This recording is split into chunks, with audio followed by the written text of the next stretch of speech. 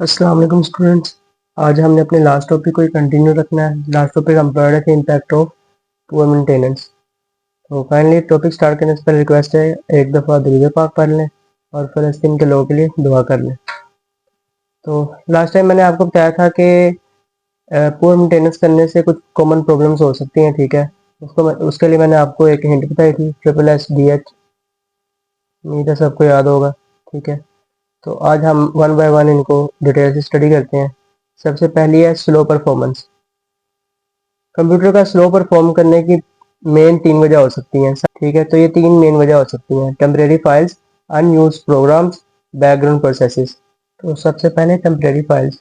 Temporary files are short term files created while working. तो जब हम कंप्यूटर पे काम करते हैं किसी सॉफ्टवेयर के ऊपर, तो टेम्परेरी फाइल्स बनती है। बेसिकली ये इसलिए बनाई जाती है कि अगर इन केस इलेक्ट्रिसिटी चली जाती है, ठीक है, या आपकी विंडो उस सॉफ्टवेयर की जिसके ऊपर काम कर रहे हैं वो क्रैश कर देता है, ठीक है, खुद ही ऑटोमेटिकली बंद हो जाता है।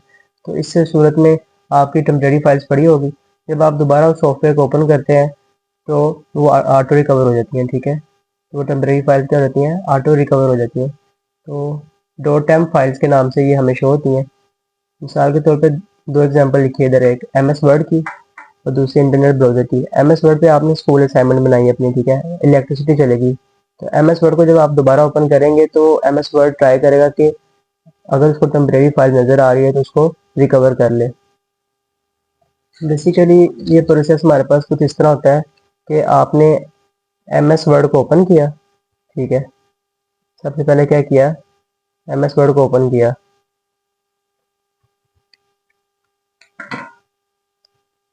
MS वर्ड को ओपन किया, रैम के अंदर MS वर्ड क्या हो जाएगी, लोड हो जाएगी,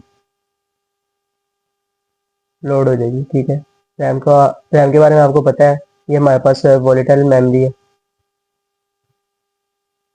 मतलब परमानेंटली स्टोर नहीं करती। जब इलेक्ट्रिसिटी चली जाएगी या कंप्यूटर शट डाउन करेंगे तो जो चीज़ें इसके अंदर स्टोर होंगी वो ऑटोमेटिकली खुद ही गायब हो जाएंगी, डिलीट हो जाएंगी, ठीक है। तो MS वर्ड जब ओपन किया तो सबसे पहले रैम के अंदर वो लोड हो जाएगी, ठीक है। अब आपने MS वर्ड के ऊपर कोई लाइन लिखी, this is my assignment, this is my assignment. सबसे पहले ये रैम के अंदर जाके, रैम की मेमोरी में जाके ये लाइन स्टोर हो जाएगी। जब आप MS वर्ड के ऊपर ये लाइन लिखेंगे तो रैम की मेमोरी के अंदर जाकर ये स्टोर हो जाएगी। लेकिन MS वर्ड क्या करता है, वो सेकेंडरी स्टोरेज के ऊपर, MS वर्ड क्या करेगा, सेकेंडरी स्टोरेज के ऊपर इसकी एक कॉपी बना लेगा। सेकेंडरी स्टोरेज, सेकेंडरी स्टोरेज हमारे पास हार्ड डिस्क, हमारी हार्ड डिस्क ड्राइव, ठीक है, या SSD, ठीक है। सेकेंडरी स्टोरेज के ऊपर जाकर इसकी एक कॉपी बना लेगा जिसको हम टेम्परेरी फाइल कहते हैं, टेम्प फाइल। बेसिकली ये क्यों बनाएगा, क्योंकि इन केस अगर डाटा लॉस होने का खतरा होगा तो वो रिड्यूस हो जाएगा। डाटा लॉस होने का जो खतरा होगा वो क्या हो जाएगा, हमारे पास कम हो जाएगा, ठीक है।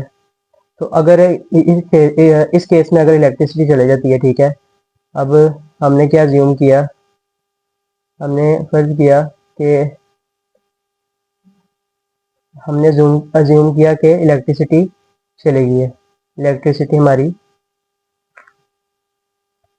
इलेक्ट्रिसिटी चली गई है, ठीक है।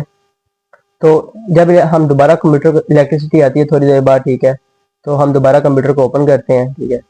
कंप्यूटर को ऑन किया, कंप्यूटर ऑन किया दोबारा, ठीक है। MS वर्ड को ओपन किया, MS वर्ड को ओपन किया। तो जब हम MS वर्ड को ओपन करते हैं तो MS वर्ड सबसे पहले देखता है कि कोई टेम्परेरी फाइल पड़ी है कि नहीं, कोई टेम्प फाइल पड़ी है या नहीं। अगर पड़ी है तो वो क्या करेगा, उसको ऑटो रिकवर कर लेगा। MS वर्ड क्या करेगा, उसको ऑटो रिकवर कर लेगा। लेकिन ये कुछ लास्ट मिनट के बाद ही करता है। मिसाल के तौर पे आपने ये लाइन लिखी है ना, दिस इज माई असाइनमेंट, इसके बाद आपने तकरीबन 10 लाइन और लिखी हैं, ठीक है। तो कुछ मिनट्स बाद ये चीज़ों को क्या करता है, कॉपी करता है, टेम्प फाइल के अंदर रखता है। कुछ मिनट्स के बाद आपने टोटल 10 लाइन लिखी हैं, ये सिर्फ स्टार्टिंग वाली 5 या 6 लाइनों को ही टेम्प फाइल के अंदर स्टोर करेगा, ये पूरी 10 लाइनों को नहीं कर सकता। जब आप अपनी 10वीं लाइन लिख रहे थे, ठीक है, तब इलेक्ट्रिसिटी चलेगी, तो लास्ट वाली जो आखिरी जो 2-3 लाइनें रह जाएंगी ये उनको स्टोर नहीं कर सकता, ये उनको ऑटो रिकवर नहीं कर सकता, क्योंकि आपने कंट्रोल एस करके परमानेंटली सेव नहीं किया। ये सिर्फ टेम्परेरी फाइल्स हैं क्योंकि आपने इनको परमानेंटली स्टोर नहीं किया। ठीक है, आपने इनको परमानेंटली स्टोर नहीं किया, ये टेम्परेरी फाइल्स हैं। ये आखिरी कुछ मिनट्स की ये आखिरी कुछ मिनट में जो आपने काम किया होता है उनको स्टोर नहीं करता। अब हम सेकंड एग्जांपल को देखते हैं, इंटरनेट वाली। फर्ज करें आपने यूट्यूब पे कोई वीडियो ओपन की, तो 10 मिनट की वीडियो है, 2 मिनट गुजरते हैं तो आगे आपको जो प्ले लाइन शो हो रही होती है रेड कलर की, 2 मिनट की तो रेड शो हो रही है लेकिन आगे आपको वाइट शो हो रही है थोड़ी सी। ठीक है, तो अब अगर आपकी इंटरनेट की स्पीड अच्छी होगी तो क्या कैश होता है, वो जो हमें वाइट कलर की लाइन नजर आती है वो कैश है। बेसिकली वीडियो के छोटे छोटे पार्ट होते हैं, टुकड़े होते हैं। ठीक है, तो वो इंटरनेट क्या करता है, हमें आगे कैश प्रोवाइड करता है ताकि वीडियो स्मूथली प्ले कर सके। ठीक है, तो पहले जो रेड कलर की लाइन, अगर आप पहले जो रेड कलर की लाइन शो हो रही है वो बेसिकली वीडियो जितनी हमने देख ली है उसको रिप्रेजेंट कर रही है। उसके बाद जो वाइट कलर की लाइन आ रही है वो कैश है, वो वीडियो का वो पार्ट है जो जो डाउनलोड हो चुका है।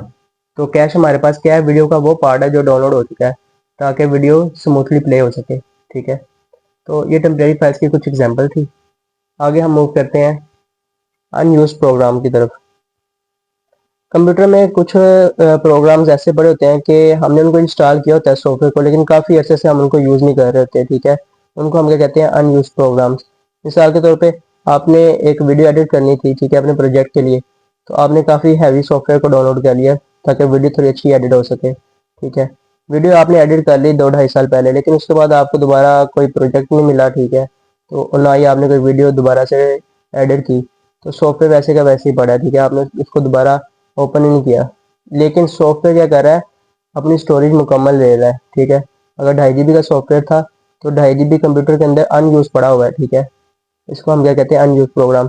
ये भी एक मेन वजह कंप्यूटर की स्लो परफॉर्मेंस की। ठीक है, थर्ड पॉइंट की तरफ हम मूव करते हैं, background processes, program running without an open window. ठीक है, जब हम कोई सॉफ्टवेयर ओपन करते हैं तो हमारे पास एक विंडो ओपन हो जाती है। ठीक है, लेकिन कुछ प्रोसेसेस ऐसे होते हैं कि वो बगैर ओपन किए ही रन हो रहे होते हैं। ठीक है, उनको हम क्या कहते हैं, बैकग्राउंड प्रोसेसेस कहते हैं। मिसाल के तौर पे antivirus as a background process के तौर पे काम करता है। ठीक है, वो एक बैकग्राउंड पे क्या कर रहा होता है, हम कोई फाइल डाउनलोड करते हैं तो उसको चेक कर रहा होता है कि उसके अंदर कोई वायरस तो नहीं है। ठीक है, कंप्यूटर को स्कैन कर रहा होता है और साथ में प्रोटेक्ट भी कर रहा होता है। दूसरी एग्जांपल, क्लाउड सिंक्रोनाइजेशन। इसके अंदर क्या होता है, हमारे पास क्लाउड स्टोरेज होता है जिसको हम यूज़ करके एक ही टाइम में, अगर हम कंप्यूटर में फाइल सेव कर रहे हैं तो साथ साथ हमारे पास क्लाउड ऐप के अंदर भी फाइल सेव हो रही होती है। जैसे आपके पास गूगल फोटोज़ है तो आपने इसको अपनी ईमेल के थ्रू लॉगिन किया होता है। ठीक है, तो अगर आप अपने मोबाइल की फाइल फोल्डर के अंदर, फाइल स्टोरेज के अंदर कोई पिक सेव करते हैं तो ऑटोमेटिकली क्या होता है, हमारे पास खुद ब खुद गूगल फोटोज़ के अंदर भी फोटो सेव हो जाती है। ठीक है, बैकअप के तौर पे। तो ये हमारे पास क्या होते हैं, बैकग्राउंड प्रोसेसेस होते हैं। ठीक है, कुछ हमारे पास फोरग्राउंड प्रोसेसेस भी होते हैं। मिसाल के तौर पर जिस तरह बैकग्राउंड प्रोसेसेस होते हैं इसी तरह फोरग्राउंड प्रोसेसेस भी होते हैं। फर्ज करें ये कंप्यूटर की स्क्रीन है। ठीक है, सबसे नीचे हमें क्या शो होता है, टास्क बार शो होता है। क्या शो होता है, टास्क बार। ठीक है, जब हम कोई अपना प्रोग्राम ओपन करते हैं, कोई सॉफ्टवेयर ओपन करते हैं तो हमें वो यहाँ पे शो होना स्टार्ट हो जाता है। ठीक है, तो जितने प्रोग्राम ओपन करेंगे वो यहाँ पर शो होंगे। तो जो प्रोग्राम्स यहाँ पर शो होंगे, सॉफ्टवेयर यहाँ पर शो होंगे, वो हमारे लिए क्या होते हैं, फोरग्राउंड प्रोसेसेस होते हैं। फोरग्राउंड प्रोसेसेस होते हैं। ठीक है, जिस तरह बैकग्राउंड प्रोसेस होते हैं इसी तरह फोरग्राउंड प्रोसेसेस भी होते हैं। आगे मूव करते हैं सेकंड प्रॉब्लम की तरफ, सिस्टम फेलियर। ऑपरेटिंग सिस्टम वक्फे वक्फे से अपडेट्स को रिसीव करता है। ठीक है, ताकि बग्स को फिक्स कर सके। ठीक है, सिक्योरिटी ताकि बग्स को फिक्स कर सके, सिक्योरिटी को इम्प्रूव कर सके और परफॉर्मेंस को भी इम्प्रूव कर सके। अगर हम इन अपडेट्स को इग्नोर करते हैं तो कंप्यूटर कंप्यूटर को कई इशू फेस करने पड़ सकते हैं। अगर हम इन बग्स को इग्नोर करते हैं, अगर हम इन अपडेट्स को इग्नोर करते हैं तो कंप्यूटर को कई सीरियस इशू फेस करने पड़ सकते हैं। मिसाल के तौर पर कंप्यूटर फ्रीज होना स्टार्ट हो जाता है। फ्रीजिंग एक ऐसी कंडीशन है जहाँ पर माउस और कीबोर्ड काम करना छोड़ देते हैं। ठीक है, दूसरा हमारे पास सीरियस इशू क्या हो सकता है कि विंडोज क्रैश होना स्टार्ट हो जाती है। जब आप कोई प्रोग्राम ओपन करते हैं वो खुद ब खुद ही अचानक बंद हो जाता है, ठीक है, उसको हम क्या कहते हैं, क्रैश कहते हैं। तो थर्ड हमारे पास क्या है, fail to start, the computer can not boot into the operating system. Basically computer चल रहा होता है लेकिन हमारे पास विंडो का इंटरफेस नज़र नहीं आता। बूट का मतलब क्या है, जब हम कंप्यूटर को ऑन करते हैं, सीपीयू काम करना स्टार्ट कर देता है। सीपीयू सबसे पहले क्या चेक करता है, कंप्यूटर के हार्डवेयर को। उसके अंदर क्या चेक करता है, कंप्यूटर के हार्डवेयर के अंदर चेक करता है कि ऑपरेटिंग सिस्टम पड़ा है। अगर पड़ा है तो क्या करता है, ऑपरेटिंग सिस्टम को रैम के अंदर लोड कर देता है। जब रैम के अंदर ऑपरेटिंग सिस्टम लोड हो जाता है तो विंडो लॉगिन हो जाती है और हमारे पास स्क्रीन, विंडो की स्क्रीन शो होना स्टार्ट हो जाती है, ठीक है। ये हमारे पास था सिस्टम फेलियर के बारे में। अब हम थर्ड पॉइंट की तरफ मूव करते हैं, security risk. Hacker hackers look for security weakness, software companies give updates to fix weakness. If you don't install updates your computer become easier to attack. तो बेसिकली हैकर्स इस तलाश में होते हैं कि कोई सिक्योरिटी के अंदर कोई वीकनेस मिले। सॉफ्टवेयर कंपनीज क्या करती हैं, उन वीकनेस को ख़त्म करने के लिए वक्फे वक्फे से अपडेट्स भेजती रहती हैं, ठीक है। तो अगर हम उन अपडेट्स को इंस्टॉल नहीं करेंगे तो हमारा कंप्यूटर को खतरा हो सकता है, ठीक है। फोर्थ पॉइंट की तरफ मूव करते हैं, डाटा लॉस। डाटा लॉस को समझने से पहले बैकअप को समझ लें। Backup is an extra copy of your important file store in another safe place, ठीक है। बैकअप बेसिकली एक एक्स्ट्रा कॉपी होती है सेम फाइल की, ठीक है, जो हम किसी ऐसी जगह पे स्टोर करते हैं जो सेफ होती है, ठीक है। तो sometimes hard drive fails, laptop falls, virus attacks, window crashes, ठीक है। तो अगर इन सूरत में हमने बैकअप नहीं रखा होगा, ठीक है, तो हमारा डाटा क्या हो जाएगा, परमानेंटली लॉस हो जाएगा, हमें वो दोबारा नहीं मिलेगा, ठीक है। ये हमारे पास है डाटा लॉस के बारे में। फिफ्थ पॉइंट हमारे पास है हार्डवेयर डैमेज। लास्ट टाइम भी आपको बताया था कि जब हम कंप्यूटर की डेली सफाई नहीं करते तो कंप्यूटर के हार्डवेयर में डस्ट कलेक्ट होना स्टार्ट हो जाती है, ठीक है। तो जब डस्ट कलेक्ट हो जाती है तो हवा के बाहर जाने का और अंदर आने का रास्ता बंद हो जाता है, ठीक है। Dust block air flow inside the computer, poor air flow causes over heating. तो अगर ओवर हीटिंग हो जाएगी तो हमारे पास क्या नुकसान होंगे, too much heat can damage CPU, RAM, graphic card, motherboard, ठीक है। तो ओवर हीटिंग से क्या होगा, टेम्परेचर बढ़ेगा और हार्डवेयर की लाइफ कम हो जाएगी, ठीक है। तो टेम्परेचर बढ़ेगा और हार्डवेयर की लाइफ कम हो जाएगी। ये हमारा पिछला टॉपिक था, इम्पैक्ट ऑफ पुअर मेंटेनेंस। अब हम नया टॉपिक स्टार्ट करते हैं, introduction to system health monitoring. System health और मॉनिटरिंग वर्ड को हम समझ लेते हैं। सिस्टम हम किसे कह रहे हैं, कंप्यूटर हार्डवेयर और सॉफ्टवेयर दोनों को, ठीक है। हेल्थ मतलब condition of something.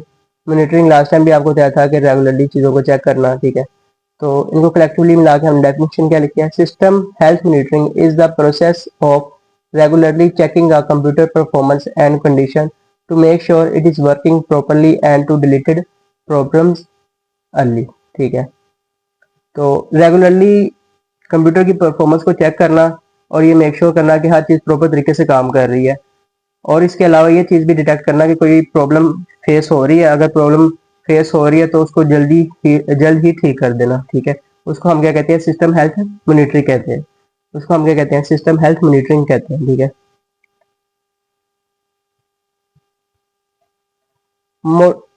Modern operating system already has special tools to check CPU usage, disk usage, running programs। जो हमारे पास नए ऑपरेटिंग सिस्टम आ रहे हैं जैसे विंडो 11, 10, ठीक है, इनके अंदर क्या होता है, बिल्ट इन टूल्स होते हैं जो हमारी हेल्प करते हैं इन चीज़ों को चेक करने के लिए कि सीपीयू कितना यूज़ हो रहा है, मतलब कोई फाइल ये चीज़ें कितनी यूज़ कर रही हैं, ठीक है। CPU, disk, running programs, RAM usages, errors और वार्निंग्स, ठीक है। इन चीज़ों को चेक करने के लिए ऑपरेटिंग सिस्टम के अंदर बिल्ट इन टूल्स होते हैं, ठीक है। हमें कोई एक्स्ट्रा सॉफ्टवेयर या विंडो हमें कोई एक्स्ट्रा सॉफ्टवेयर या विंडो के कोई एक्स्ट्रा टूल्स इंस्टॉल करने की ज़रूरत नहीं पड़ती, ठीक है।